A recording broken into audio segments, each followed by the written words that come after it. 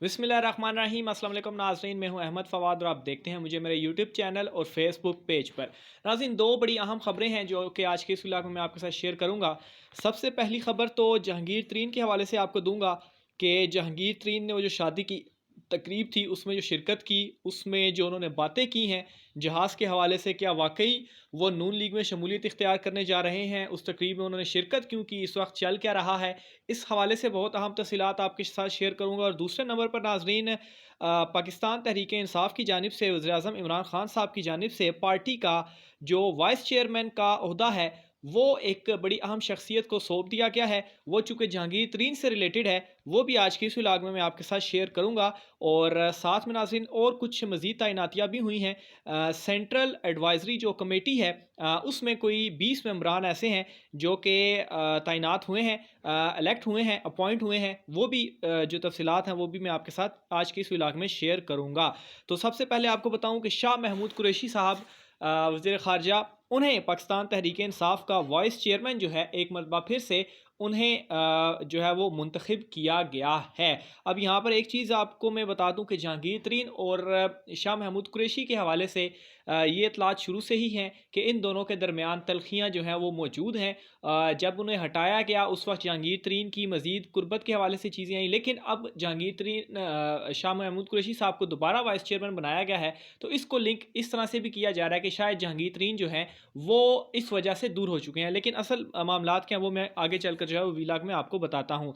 दूसरे नंबर पर नाज़रीन, जो 20 लोग हैं सेंट्रल एडवाइजरी कमेटी में, उनके नाम भी मैं आपके सामने रखता हूँ। असद उमर साहब हैं उनमें, इसके अलावा आमिर महमूद कियानी है, फवाद चौधरी, परवेज़ खटक, शाह महमूद कुरैशी, शफ़कत महमूद, मखदूम खुसरो बख्तियार, इसके अलावा इमरान इस्माइल साहब, फिर इसके अलावा कासिम खान सूरी, अली अमीन गंडापुर, असद कैसर, अली जैदी, हमाद अजहर, महमूद ख़ान, श्री मिज़ारी, सैफुल्ला न्याजी, उस्मान बुज़दार, चौधरी मोहम्मद सरवर, मुराद सईद और ख़ान मोहम्मद जमाली। तो ये जो 20 लोग हैं ये इसमें जो है वो इस कमेटी में शामिल हैं। जहांगीर तरीन के हवाले से नाज़रीन मामला कुछ इस तरीके से था कि साद रफ़ीक साहब जो हैं, जो कि सीनियर रहनुमा हैं मुस्लिम लीग नून के, और साद रफ़ीक के हवाले से मैं आपको ये भी बताऊँ कि वो शहबाज शरीफ ग्रुप से ताल्लुक़ रखते हैं।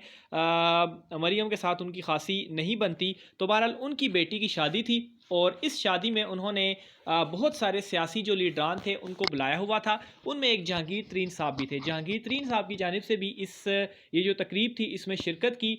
और इस तकरीब में वहाँ पर जब जहांगीर तरीन गए तो उनकी मुलाकात अयाज सादिक साहब, जो कि साबिक स्पीकर कौमी असम्बली है, उनके साथ हुई और वहाँ पर गपशप भी हुई। और इसी दौरान नाजरीन ये जो इनकी वीडियो वाला मामला था जो सामने आई जहांगीर तरीन की, जिसमें वो जहाज़ के हवाले से बता रहे हैं, वो वहाँ पर रिकॉर्ड की गई। तो हुआ इस तरह से था कि सहाफ़ी की जानिब से सवाल किया गया कि आपका जो जहाज़ का रुख है क्या वो नून लीग की तरफ जा सकता है?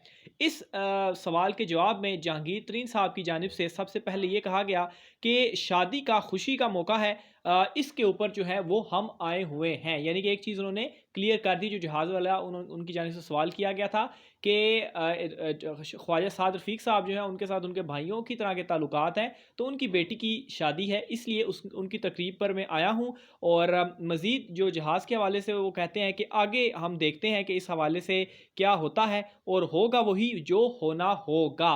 तो बहरहाल इसमें एक जो अच्छा जहाज़ के हवाले से वो कहते हैं जी कि जहाज़ का रुख तो किसी तरफ भी जा सकता है। इस बात को पकड़ कर मीडिया की जानिब से जो प्रोपेगेंडा है सोशल मीडिया के ऊपर भी बहुत जगहों पर भी किया जा रहा है कि शायद जहांगीर तरीन साहब जो हैं वो अपने जो भी 20-25 लोग हैं उनके उनके साथ वो शमूलियत इख्तियार करेंगे नून लीग में, और नून लीग अदम एतमाद की तहरीक लाएगी वज़ीर आज़म इमरान खान साहब के ख़िलाफ़। और इसी तरह के दावे नाज़रीन पहले भी किए जाते रहे हैं। जब जहांगीर तरीन लंदन गए थे, जब जहांगीर तरीन का ग्रुप सामने आया था, जब बाकायदा तौर पर खाने जो है वो जहांगीर तरीन साहब की जानिब से दिए जाते रहे थे, उनके जो मुकदमात थे उनके ऊपर चल रहे थे, उस वक्त भी इसी तरह के जो दावे थे वो सामने आए। लेकिन 4 बड़े इवेंट्स जो हैं वो मैं आपके सामने रखूँगा। सबसे पहला नाज़रीन आप देखेंगे मुश्तरका इजलास। मुश्तरका इजलास में नाज़रीन भरपूर ज़ोर लगाया गया कि इस इजलास में जो बिल पेश किए जाएंगे इमरान खान साहब की जानिब से, उन्हें किसी तरीके से पास जो है वो हमने नहीं होने देना। और जो अपोजिशन की तमाम तर जमातें हैं, जितनी भी जमातें हैं, पीपल्स पार्टी, नून लीग, मौलाना फजल रहमान, ये सारी एक हो चुकी थी उस वक्त, और इन्होंने एड़ी चोटी का उस वक्त जोर लगाया, यहाँ तक कि पाकिस्तान तहरीक इंसाफ के लोगों से भी मुबैना तौर पर राब्ते जो है वो किए कि आप उन्हें वोट ना दें, हमारी साइड पर आएँ। और प्लान अपोजिशन का ये था कि मुश्तरका इजलास में इमरान खान साहब को शिकस्त देकर उसके बाद इनके खिलाफ अदम एतमाद की तहरीक लाई जाएगी। लेकिन उस मुश्किल वक्त में भी जहांगीर तरीन साहब जो थे वो इमरान खान साहब के साथ खड़े रहे। मुश्तरका इजलास में जो जहांगीर तरीन का ग्रुप था वो इमरान खान साहब के साथ खड़ा रहा। तो एक तो ये पहली दलील हो गई। दूसरे नंबर पर नाजरीन, आपको मालूम होगा मिनी बजट जो अभी गुज़श्ता दिनों पास हुआ उसमें भी सेम इसी तरह से माफ़ कीजिएगा, उसमें भी सेम इसी तरीके से हुआ। जहांगीर तरीन जो ग्रुप था उसने इमरान खान साहब का साथ दिया। इसके अलावा जब अदम एतमाद लाने के हवाले से कोशिशें चल रही थी उस वक्त भी जहांगीर तरीन साहब की जानिब से इनकार जो है वो सामने आया। वो नवाज शरीफ साहब से जो है वो लंदन में नहीं मिले। इसके अलावा नाजरीन, जो vote of confidence Imran Khan साहब की जानिब से पार्लियामेंट में खुद हासिल किया गया था उसमें भी हमने देखा कि जहांगीर तरीन का जो ग्रुप था वो इस वक्त में भी वज़ीर-ए-आज़म इमरान खान साहब के साथ खड़ा रहा था। फिर इसके अलावा नाज़रीन, सबसे बड़ी दलील जस्टिस वजीहुद्दीन साहब की जानिब से कुछ इल्ज़ामात लगाए गए थे कि इमरान खान साहब का जो खर्च है वो जहांगीर तरीन साहब जो है वो उठाते हैं, कोई 50 लाख 30 लाख। उस पर भी जहांगीर तरीन जो थे वो सामने आए और उनकी जानिब से इस बयान की जो है वो तरदीद की गई थी।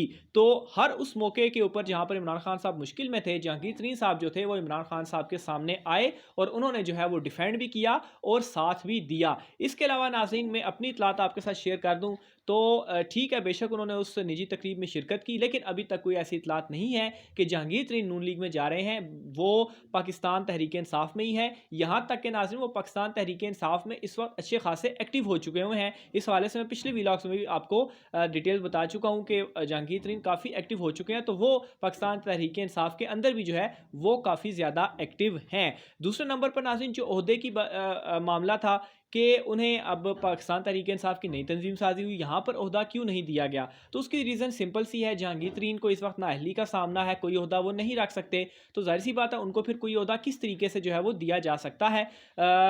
एक पॉइंट जो है उसको जो है वो संजीदगी के साथ सोचा जा सकता है कि अगर जहांगीर तरीन और शाह महमूद कुरैशी साहब के ताल्लुकात आपस में ठीक नहीं है, तो अगर इमरान खान साहब जहांगीर तरीन के को करीब ला रहे हैं तो फिर शाह महमूद कुरैशी को उन्होंने वाइस चेयरमैन का ओहदा जो है वो दोबारा क्यों दिया? तो इस पर नाज़रीन मैं ये कहूँगा कि पार्टीज़ के अंदर इख्तलाफात अब नवाज़ शरीफ और शहबाज शरीफ और मरीम नवाज़, कितने इन रहनुमाओं के दरमियान आपस में जो है वो इख्तलाफ हैं। नून लीग, शीन लीग जो है वो बनी हुई है, लेकिन ये है कि आपने कोई देखा कि कोई पार्टी जो है वो इधर उधर से उन्होंने तब्दील की हो। तो इस तरह की जो चीज़ें होती हैं वो पॉलिटिकल पार्टीज़ में अक्सर जो है वो चलती रहती हैं। नून लीग में तो खैर एक बहुत ही ज़्यादा है, वहाँ पर तो वाज़े एक तफरीक है, वहाँ पर तो जंग ही जो है वो और है। जहांगीर तरीन जो है वो अकेले अगर कहा जाए कि वो बहुत कुछ है तो नहीं, जहांगीर तरीन साहब जो हैं वो इमरान खान साहब के साथ ही जहांगीर तरीन हैं। तो बहरहाल जहांगीर तरीन साहब मेरी इतलात के मुताबिक वो फ़िलहाल कहीं पर भी नहीं जा रहे। वो पाकिस्तान तहरीक इंसाफ में थे और उन्होंने खुद इस हवाले से कहा है कि वो पाकिस्तान तहरीक इंसाफ में थे, रहेंगे और अभी मौजूद है और आइंदा भी वो पाकिस्तान तहरीक इंसाफ में ही रहेंगे और इसी के टिकट के ऊपर आइंदा इंतखाबात भी लड़ेंगे। तो इसलिए जो ये कुछ कयास आराइयाँ उड़ाई जा रही हैं, इस पर मेरे ख्याल से बिलीव नहीं करना चाहिए। अपनी राय का इज़हार इस हवाले से कमेंट बॉक्स में लाजमी कीजिएगा। आज की व्लॉग से इतना ही, मुझे इजाज़त दीजिए। अल्लाह हाफ़िज़।